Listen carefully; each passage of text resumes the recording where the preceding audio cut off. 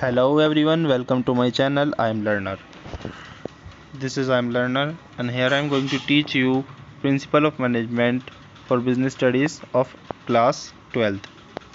So अब शुरू करते हैं। हमने स्टार्टिंग में पहले प्रिंसिपल ऑफ मैनेजमेंट के 3 प्रिंसिपल डिस्कस कर लेते, division of work, authority and responsibility and discipline. अब हम आ रहे हैं नेक्स्ट पर, जिसका नाम है unity of command. Unity of command कहता है कि every worker should receive order and instruction from one superior only, otherwise it will create confusion, conflict, disturbance and overlapping of activities.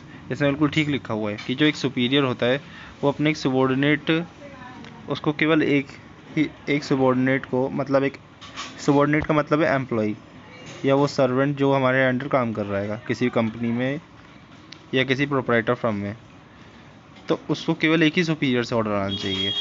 नहीं तो फिर इससे होता ही है, मल्टीप्लिसिटी ऑफ एक्शन क्रिएट हो जाते हैं।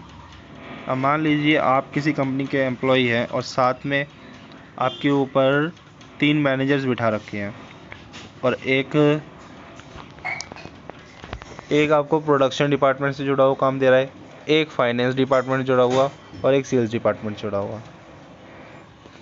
तो अब होता ही है कि आप इनके बीच में ही फंस कर रह जाते हो, कोई भी काम ठीक से नहीं हो पाता, सब में एक conflict of interest, confusion, disturbance और ओवरलैपिंग ऑफ एक्टिविटीज़ ही होती है, और जो हमारा ऑब्जेक्टिव है वो कभी अचीव नहीं हो पाता। यूनिटी ऑफ कमांड यही कहता है कि अगर एक सबॉर्डिनेट है, एक एम्प्लॉय है, तो उसको केवल एक सुपीरियर से ऑर्डर आना चाहिए, एक सुपर मैनेजर से ऑर्डर आना चाहिए।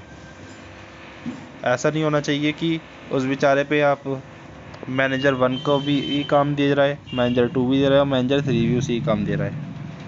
तो ये चीज़ें नहीं होनी चाहिए। एक सबॉर्डिनेट पर एक ही सुपीरियर काम करेगा। नेक्स्ट है यूनिटी ऑफ डायरेक्शन। काफ़ी लोग यूनिटी ऑफ कमांड और यूनिटी ऑफ डायरेक्शन में कंफ्यूज हो जाते हैं, मगर ये दोनों चीज़ें अलग अलग हैं।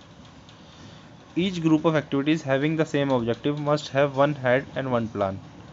This ensure an unity of action and coordination. जैसे कि एक ऑर्गेनाइजेशन में, कंपनी में बहुत तरह की एक्टिविटीज़ होती हैं। वहाँ पे अकाउंटिंग भी करी जाती है, प्रोडक्शन भी होता है, सेल्स भी होती है, मार्केटिंग भी होती है एंड काफ़ी कुछ होता है, एडमिनिस्ट्रेशन से जुड़ा हुआ वर्क भी होता है। यूनिटी ऑफ डायरेक्शन हमें ये सिखाता है कि हमको एक आपस में कोऑर्डिनेशन करके काम करना चाहिए। अब मान लीजिए सेल्स डिपार्टमेंट में मार्केटिंग का काम है, तो उन्हें मार्केटिंग करने में उन्हें अपनी प्रोडक्शन में अपनी प्रोडक्ट की क्वालिटी अच्छी करनी है, मगर वो ये रहा है कि प्रोडक्शन डिपार्टमेंट के लोग कॉस्ट घटाने के पीछे पड़े हुए हैं, तो कॉस्ट घटाने के चक्कर में वो घटिया मटेरियल यूज़ कर रहे हैं। तो इससे होता ये है कि मटेरियल बेकार यूज़ होता है, तो क्वालिटी बिल्कुल अच्छी आ ही नहीं पाती किसी प्रोडक्ट में। एग्जाम्पल के लिए आप कंप्यूटर सिस्टम को लीजिए। कंप्यूटर सिस्टम की अगर हार्डवेयर में काफ़ी चीज़ें इनपुट पड़ी होती हैं, जैसे CPU, उसका डेस्कटॉप, माउस, उनके अंदर भी जो मटेरियल्स होते हैं वो अगर अच्छी क्वालिटी के लेंगे तो कंप्यूटर सिस्टम अच्छे से काम कर पाएगा और उसकी क्वालिटी इम्प्रूव होगी, जिससे सेल्स मैक्सिमाइज होंगी। मगर अगर हम प्रोडक्शन कॉस्ट के पीछे ही पड़ के बिल्कुल घटाने लग जाएंगे तो उसका भी क्या फ़ायदा कि हमने प्रोड्यूस 1000 से कंप्यूटर सिस्टम कर लिए मगर बिका एक भी नहीं। तो ऐसा नहीं होना चाहिए। कॉस्ट को एक लेवल तक मिनिमाइज़ करना आएगा, जिससे सेल्स भी होती रहे और कॉस्ट भी ज़्यादा फर्क ना पड़े। अब है difference between unity of command and unity of direction. Unity of command का meaning of one subordinate should receive order from and should be responsible to only one और सुपीरियर। वन सबॉर्डिनेट, एक सबॉर्डिनेट केवल एक से ही काम लेगा, एक superior होना चाहिए। जबकि group of activities having same objective must have one head, एक हेड के अंदर ही वो सारी ग्रुप ऑफ एक्टिविटीज़ होंगी, मतलब एक डिपार्टमेंट के अंदर एक तरह की activities. Unity of command dual subordination से बचाता है। एक एम्प्लॉय 2 तरह काम कर रहा है, ना एफिशिएंसी आएगी ना इफेक्टिवनेस, और मे भी जो वर्क होने वाला था उसमें वो ही बहुत टाइम कंज्यूमिंग हो जाए। तो ये डुअल सबऑर्डिनेशन से बचाता है। यूनिटी ऑफ डायरेक्शन जबकि ओवरलैपिंग ऑफ एक्टिविटीज से बचाता है। Implication, unity of command affect an individual employ. Unity of direction पूरी एंटायर ऑर्गेनाइजेशन को अफेक्ट करता है। अब आप खुद से सोचिए कि यूनिटी ऑफ कमांड केवल एक सबऑर्डिनेट को देकर है, एक एम्प्लॉय को, लेकिन यूनिटी ऑफ डायरेक्शन पूरी डायरेक्शन ऑर्गेनाइजेशन को ये बोलता है कि आपको एक ही डायरेक्शन में काम करना है। जैसा मैंने पहले एग्जांपल दिया था, प्रोडक्शन डिपार्टमेंट जब कॉस्ट मिनिमाइज़ कर रहा था और सेल्स डिपार्टमेंट को अपनी क्वालिटी एनहांस करनी थी। अब देन हम आते हैं subordination of individual interest to general interest. Organization में हर एक एम्प्लॉय का इंटरेस्ट होता है, मेनली फाइनेंशियल इंटरेस्ट होता है, क्योंकि उनकी सैलरी का जो सोर्स होता है वो केवल ऑर्गेनाइजेशन होती है। अब उसमें होता ये है कि इंडिविजुअल्स जो हैं उनके लिए प्रायोरिटी क्या है? उनकी प्रायोरिटी होनी चाहिए जनरल इंटरेस्ट, जो है ऑर्गेनाइजेशन का इंटरेस्ट, अपना इंटरेस्ट बाद में। क्योंकि अगर ऑर्गेनाइजेशन का इंटरेस्ट वो पहले करेंगे तो ही प्रॉफिट मैक्सिमाइज होगा, और अगर प्रॉफिट मैक्सिमाइज होने की वजह से होता है तो उनको प्रमोशन मिलता है। तो कहीं ना कहीं ऑर्गेनाइजेशन का इंटरेस्ट भी उनके इंटरेस्ट को अफेक्ट करता है। लेकिन अगर वो अपने पर्सनल इंटरेस्ट के पीछे पड़ जाते हैं, मान लीजिए उनकी 9 to 6 की जॉब है, 9 to 6 है तो मतलब 9 to 6 ही काम कर रहे हैं। अगर कोई प्रोजेक्ट आता भी है तो वो भी उसमें ज़्यादा रुचि नहीं दिखाते, तो वो प्रोजेक्ट भी ज़्यादा बढ़िया नहीं बन पाता है, जिससे कंपनी को आगे काम मिलने में परेशानी आती है। इसमें होना ये चाहिए कि भले ही वो थोड़ा टाइम ज़्यादा डिवोट करे, अपनी थोड़ी एफिशिएंसी इफेक्टिवनेस से ज़्यादा काम करे, मगर काम अच्छा हो। तो सबऑर्डिनेशन ऑफ इंडिविजुअल इंटरेस्ट और जनरल इंटरेस्ट एक ही बात कहता है कि अपने इंटरेस्ट को अपना ना मान के जनरल इंटरेस्ट, मतलब जो ऑर्गेनाइजेशनल इंटरेस्ट है उसे अपना मानो, जिससे तुम्हारा जो पर्सनल काम है वो भी पूरा होगा। यहाँ पर इंडिविजुअल इंटरेस्ट कहा गया है पर्सनल इंटरेस्ट को, हर एक एम्प्लॉय का पर्सनल इंटरेस्ट के बारे में कहा जा रहा है कि उसे अपने पर्सनल इंटरेस्ट को छोड़ करके जनरल इंटरेस्ट को देखना चाहिए, यानी ऑर्गेनाइजेशन को। नेक्स्ट है रेम्यूनरेशन ऑफ एम्प्लॉय।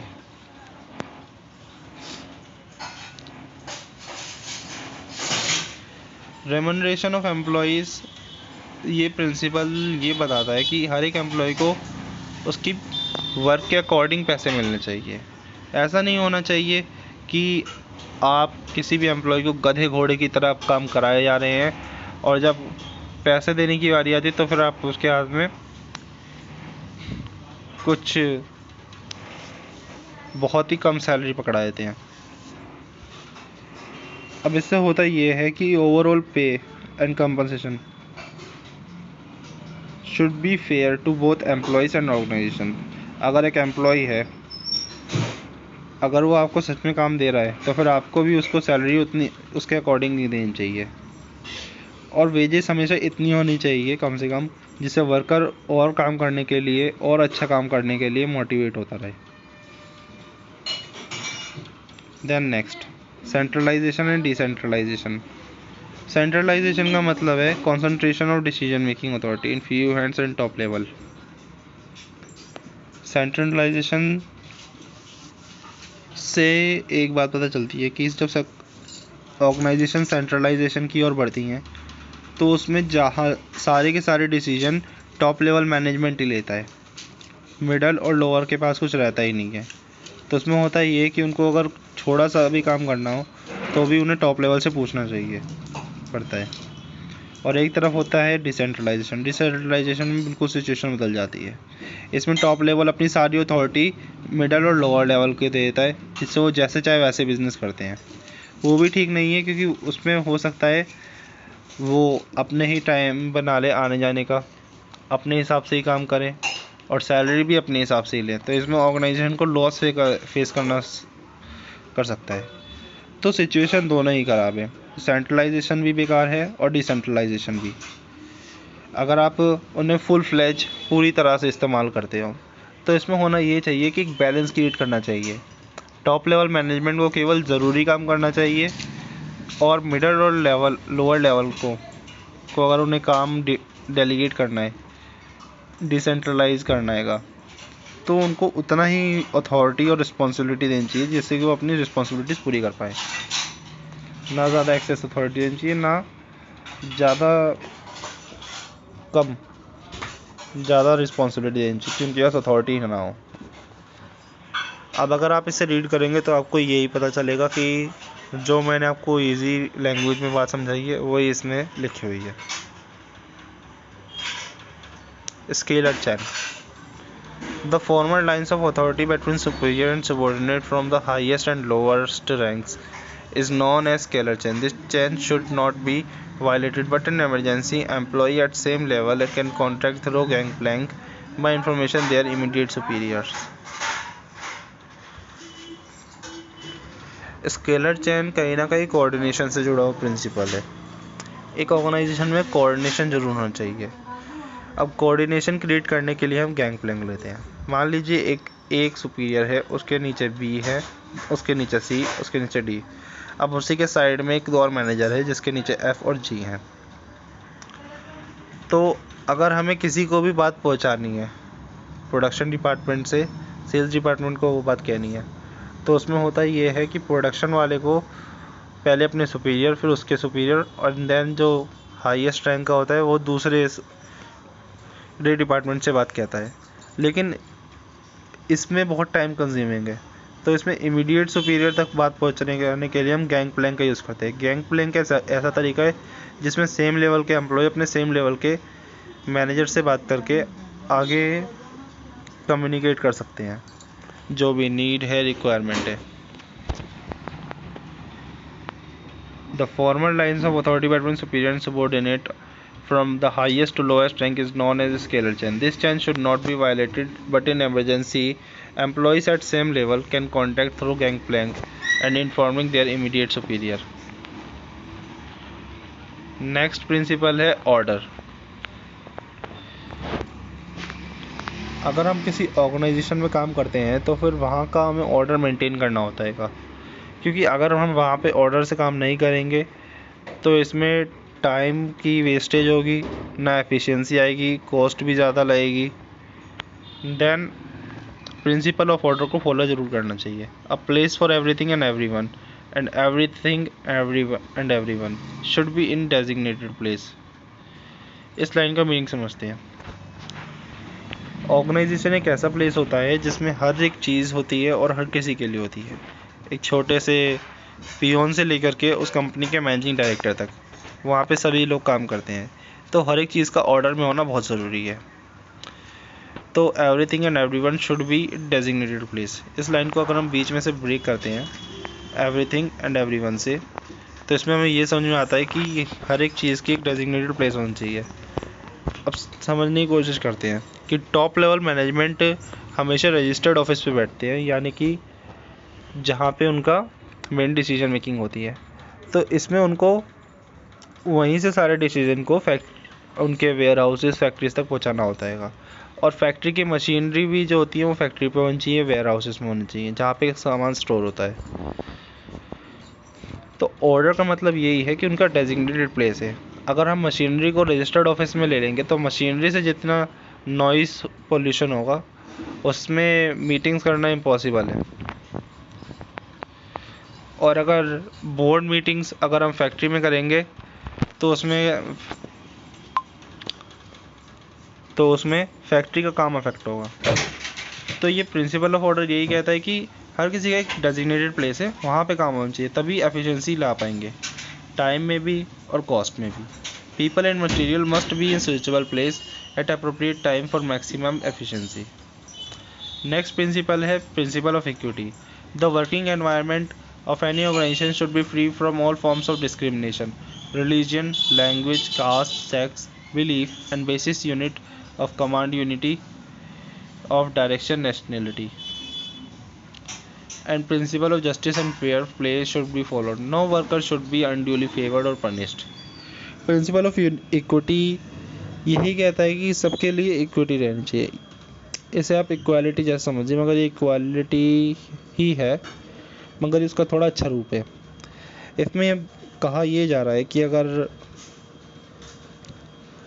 कि हमें कभी भी डिस्क्रिमिनेशन नहीं करना चाहिए। अगर आपने कभी भी थोड़ा बहुत कॉन्स्टिट्यूशन ऑफ इंडिया के बारे में समझा होगा तो उसमें एक कई सारे आर्टिकल 15 से 19 यही बातें करते हैं कि डिस्क्रिमिनेशन नहीं होनी चाहिए on the basis of language, caste, sex, believes, language and all. इनके ऊपर डिस्क्रिमिनेशन नहीं करना चाहिए। अब मान लीजिए कि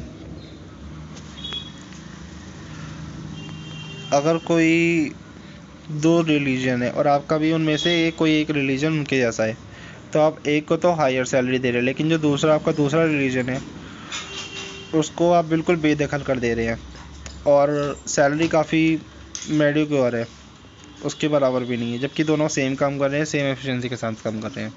तो इसमें हमें principle of justice and fair play देना चाहिए और किसी भी वर्कर को इसके बेसिस पे ना ज़्यादा फेवर मिलना चाहिए, ना पनिश करना चाहिए। नेक्स्ट है principle of initiative. Worker should be encourage to develop and carry out their plan for improvement. Initiative means taking the first step with self-motivation. It is thinking out and executing the plan. Workers को हमें encourage करना चाहिए जिससे कि उनमें initiative जगे, और initiative जो होता है वो सेल्फ मोटिवेशन मतलब है। हम सब में एक इंट्यूशन होता है जिससे हमें काम करने का मन करता है। अगर हमें अकाउंट्स पढ़ने मन करता है BST, तो उसमें के लिए हमें इंट्यूशन की ज़रूरत पड़ती है। इंट्यूशन बोलते हैं सेल्फ मोटिवेशन को, उसी को यहाँ इनिशिएटिव बोला जा रहा है।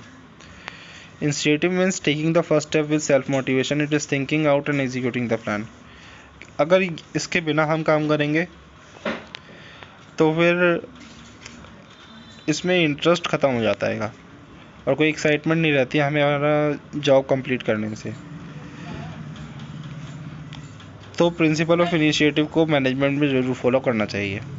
नेक्स्ट है esprit de corps, the last but not the least.